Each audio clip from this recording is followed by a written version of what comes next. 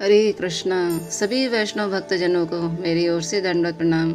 आज हम रामायण रहस्य को दूसरा कथा श्रवण करेंगे जो भगवान राम अपने भाइयों को प्रजाजनों को बोलते हैं। तो आइए हम सब श्रवण करते हैं। भगवान राम कहते हैं कि दुष्टों के मन में द्वेष की आग होती है। वह दूसरों के धन को देखकर भड़क जाती है।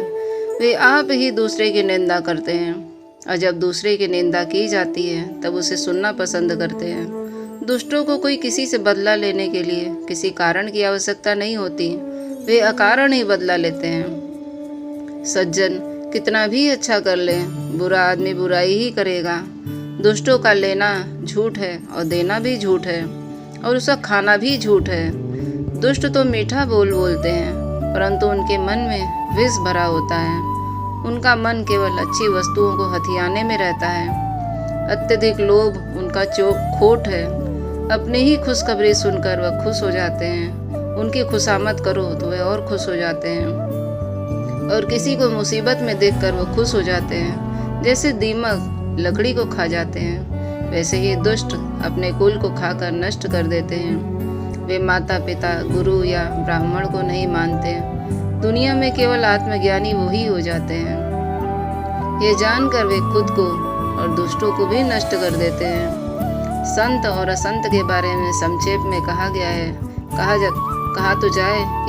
कहा जा सकता है कि दूसरों को सुखी करने वाले संत और दुष्टों को कष्ट देने वाले असंत संसार में परोपकार पुण्य के समान नहीं है और दुख पाप के समान नहीं है। भरत, लक्ष्मण, शत्रुघ्न और हनुमान जी एक चित्त श्री राम की वाणी सुन रहे थे।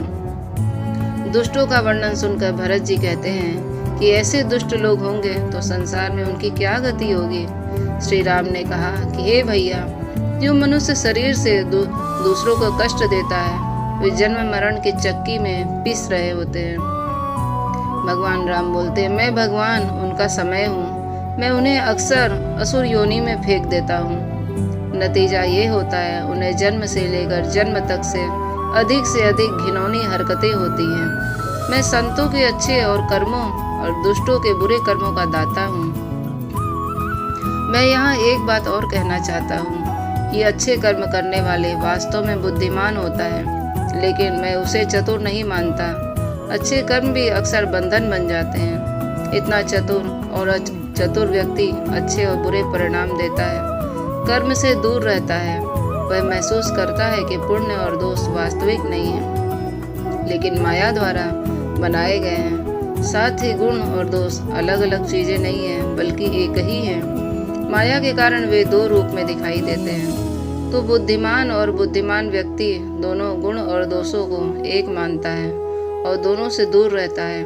यह गुण या दोष को नहीं देखता, सद्गुणों और दोषों को नहीं देखता। अच्छे और बुरे कर्मों को त्यागना और निष्काम होने का नाम है विवेक, और उसके अलावा बाकी सब कुछ अचेतन मनुष्य को मुक्त करता है और अचेतन मनुष्य को बांधता है। भरत, लक्ष्मण, शत्रुघ्न और हनुमान जी श्री राम द्वारा संत असंत के अनुनय विनय सुनकर प्रसन्न हुए। श्री राम के दरबार में अक्सर ज्ञान पर बहस होती थी।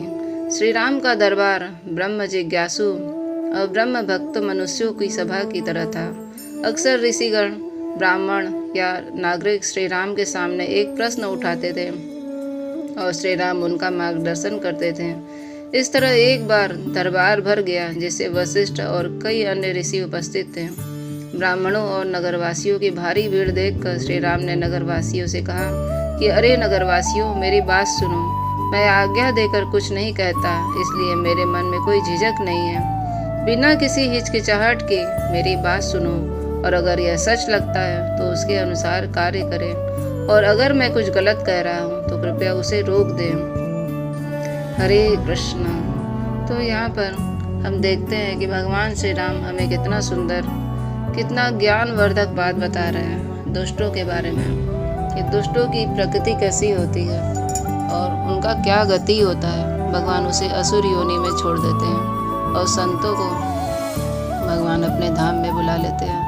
तो कितना ही सुंदर ये कथा है और आप श्रवण करिए और सदा जपते रहिए। हरे कृष्णा कृष्ण कृष्ण हरे हरे, हरे राम राम राम हरे हरे।